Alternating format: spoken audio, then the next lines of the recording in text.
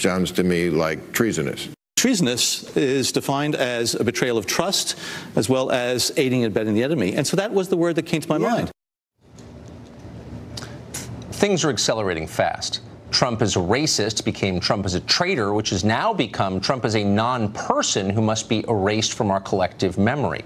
The left is officially out of epithets. All that's left is physical harm. Who will be the first to call for that? It feels inevitable at this point.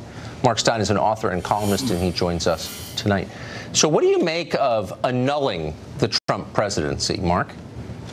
Well, I think this is rather like the famous episode of Dallas, where after they wrote off an entire season as not having gone anywhere, and Pam Ewing stepped into the shower, and there was Bobby Ewing, who was supposed to be dead, restored to life. And Robert Reich seems to basically be proposing the same solution here, that Robert Reich will step into the shower, and there will be President Hillary Clinton magnificently. I hope that's not a bit too vivid for you. Actually, as I was halfway through that image, it suddenly got a bit too vivid for me.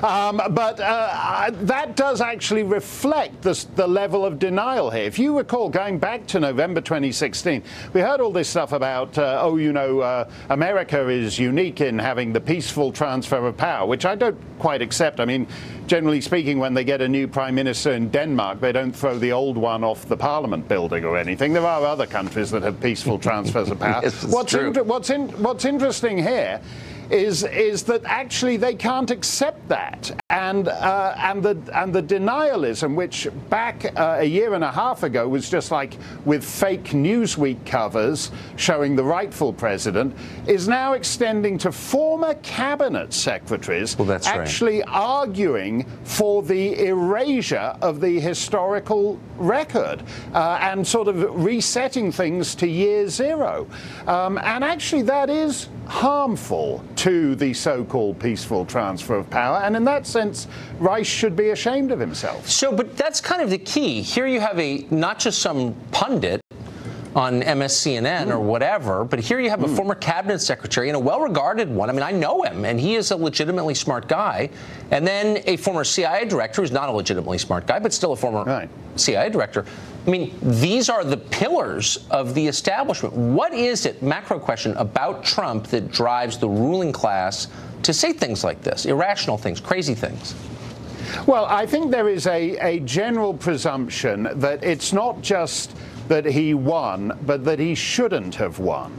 And therefore, because he shouldn't have won, he cannot really have won. And that's why you have to have this basically this dance of speculation. Now, the treason accusation, I think, is actually, for a start, treason is giving aid and comfort to the enemy, and actually Russia isn't the enemy at the moment. In fact, it was President Obama who mocked the very idea that Russia was even a sort of geopolitical rival of any kind. So we're not at war with Russia. The idea that that is actually possible of rising to the level of treason is faintly absurd. But I think it's the need to delegitimize, and a couple of cycles ago that just meant mocking the other guy as being stupid and being unworthy of it and all the rest of it. But it's actually gone on to something far more dangerous, which is actually delegitimizing the entire system. When you have major political figures saying that, in effect, the peaceful transfer of power is not possible, it can't possibly happen, therefore, if it does happen, it's illegitimate, it's not so much this or that president that they're delegitimizing, but actually the very possibility of civilized self-government by exactly. People. So if the supposed adults on the left, Reich and Brennan and many others, are talking themselves into this frenzy where each round becomes more extreme than the last, how long before someone convinces himself that, we need to storm the White House, we need to take action, like physical action here? That's the terminus of this, right? How could it not be? Well, that's what makes this at a certain level ridiculous. I mean, for Bill Maher, just before that, bit with Brennan, said that this was the third biggest crisis in America's history. The Revolutionary War, and then the Civil War, and now this. Well, what are you doing about it, Bill? You're having another decaf macchiato and finding another Canadian singer-songwriter to date. You're not pledging your life, your fortune, and your sacred honor, are you? And by the way, speaking of treason, if he is dating another Canadian singer-songwriter, that's like George Washington dating a United Empire loyalist at the time of the Revolutionary War. So he's not even serious about what he's saying. And that's what makes it decadent. If either this is, as Bill Maher says, the third great crisis in American history, or it's just something you guys are talking about over your Sauvignon Blanc for a giggle. But exactly. if they're not serious about it, they shouldn't be saying it, because somebody will take it seriously. And that's the real danger. Meanwhile, the middle class dies and nobody cares. Mark Steyn, thank you very much for that. Great to see you. Thanks a lot, Tucker. So is it legal, is it even possible to annul a presidency? Julian Epstein is a Democrat and former counsel to the House Judiciary Committee. He joins us now. So, Julian, I have noticed that the left has become more than anything a religious movement, and the use of the term annulment kind of proves it. If the presidency were annulled, as Reich suggests, would heretics who persist on acknowledging that Trump was once president, would they be punished? It's a funny way to put the question. I don't think annulment is a serious argument. I don't think we're at the threshold of impeachment yet. I think there is a tendency going on with Democrats right now, as there was during the '98 Clinton impeachment, for people in the opposition party to scream loud and to try to get an attention, and to scream kind of louder than the other, because it helps with clicks on websites and it helps get them on television. But I don't think it's a serious argument. But it's a different. So you and I had many debates during impeachment. '98, so long we've known each other. And there were people who were claiming that Bill Clinton murdered someone at Mena Airport. And, there was a lot of that stuff. But it wasn't coming. Vince Foster. For sure. But it wasn't coming from former cabinet secretaries. Dan Burton. Okay, you had a member of Congress who had all kinds of theories, but he was embarrassed of those theories. And when confronted with them, he's like, oh, I didn't really think that. Here you have pillars of the Democratic establishment saying on television things that are so far out and extreme, I'm not even sure how to respond to them. Does that make you uncomfortable? I don't know if he's a pillar of the Democratic establishment. I think he was a labor secretary under Clinton, and I think he's a very good economist. I think he's a sharp thinker as an economist. He is not a lawyer, and I don't think he's a legal scholar, and I think he'd probably do better staying away from that. I think there were plenty of Republican members of Congress that said very extremist things during Clinton impeachment. So I think it happens on both sides. It's a natural thing that occurs. I don't think anybody accused Bill Clinton of treason. So here you have people accuse Bill Clinton of murder.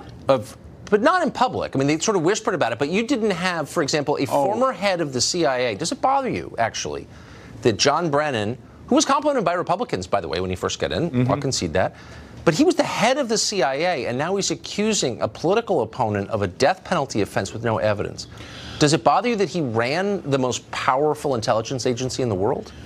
Well, I think what Brennan was referring to, and people use treason in different ways. People sometimes use treason in a legal sense, and sometimes people use treason in a more vernacular sense. And I think what Brennan was talking about was Trump continually cozying with Putin, who I think most Republicans would agree is an enemy of the United States. Well, I wouldn't an opponent of the United States. I don't know if I would agree with that. I mean, he's certainly no more bloodthirsty than lots of Middle Eastern tyrants. I think if you look at what he's done with the airliners, I think if he's done in Crimea and Syria, I don't think he's a guy that's looking out for U.S. interests. No, of course he's not looking out for U.S. interests. I think he would undermine U.S. interests. So would a lot of countries. That was the point. But look, I think you can go back and forth. We could go back, as we did in '98, and you go back. You can find extremists on both sides who will say things that, again, I think are designed to get attention, get on television, get clickbait for the things. Sure, but then you also, and what you're saying is absolutely right, but you also have people like, I don't know, the ranking Democrat on the House Intel Committee, who on this show accused me of carrying water for Putin because I had sincere questions about the evidence of collusion.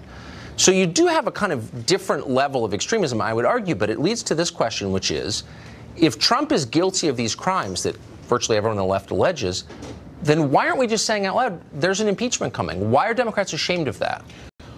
As to the question of extremism, there's a lot of extremism going on both sides. And I hope, as a thoughtful guy that you are, that you would denounce it, the extremism that's occurring on the right. I denounce the extremism that's occurring on the left. I think the Robert Reich article was ridiculous. That's the first point.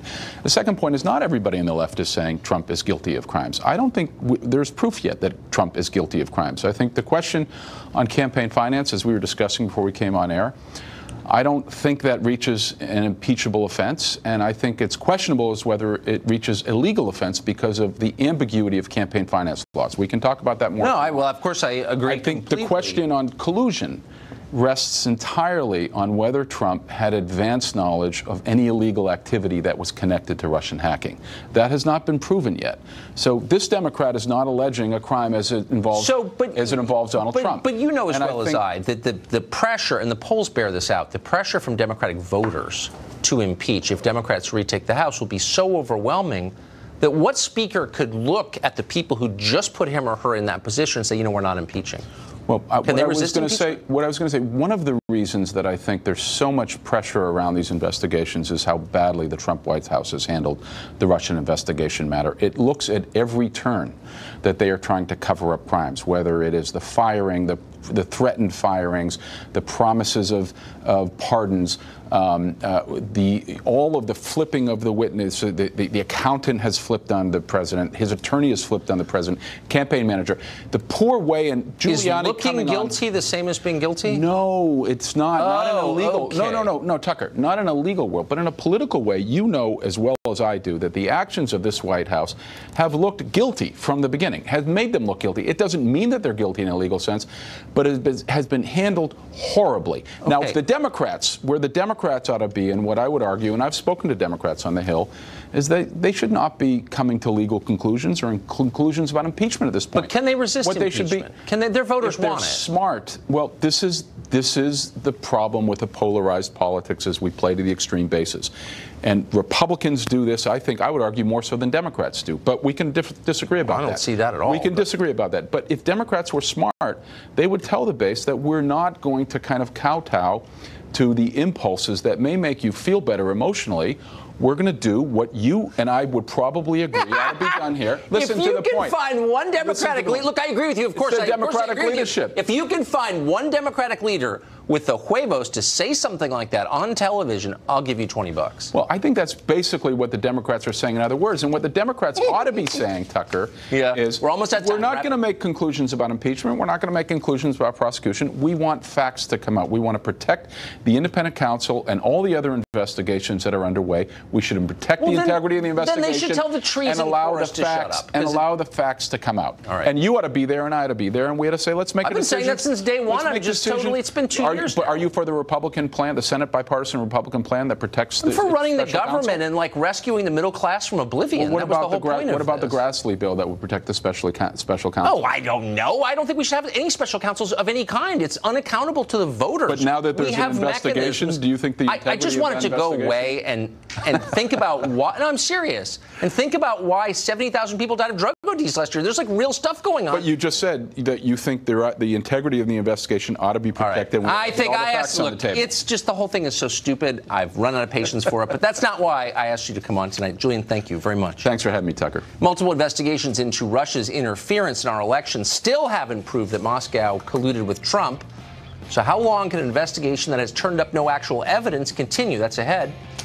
We'll also have the latest on the recent news surrounding the death of Senator John McCain and the political furor it touched off in Washington today. Stay tuned.